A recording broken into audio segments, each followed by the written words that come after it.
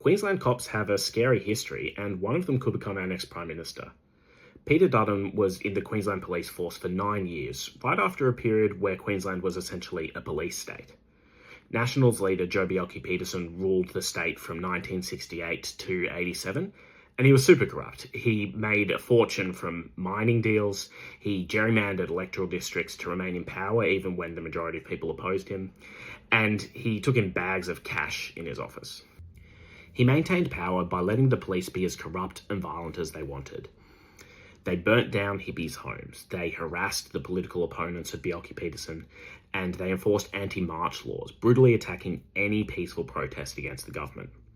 Eventually, the government was taken down by the Fitzgerald inquiry, which found that the police force was corrupt top to bottom.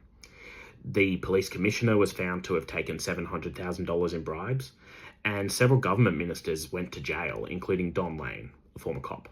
Peter Dutton saw the state of the Queensland Police Force and decided that was the place for him. He graduated from the police academy the year after the Fitzgerald inquiry. And since entering politics, he's maintained that authoritarian streak. He's brutally mistreated asylum seekers in detention centres. He's claimed that Victorians are so afraid of roaming African gangs that they won't go out to restaurants. And he compared pro-Palestine protests to the Port Arthur massacre. Most police are state-based, with both Liberal National and Labor governments across the country increasing police powers, locking kids in prison, and criminalising protest. But the federal election will affect things like drug laws, the Australian Federal Police, Border Force and ASIO. So I'll link some of the policies that are relevant from the major parties and the Greens in the comments. But ultimately, we can't rely on any politician to take on the police for us. Go to anticop.com.au to learn how to stop the cops yourself.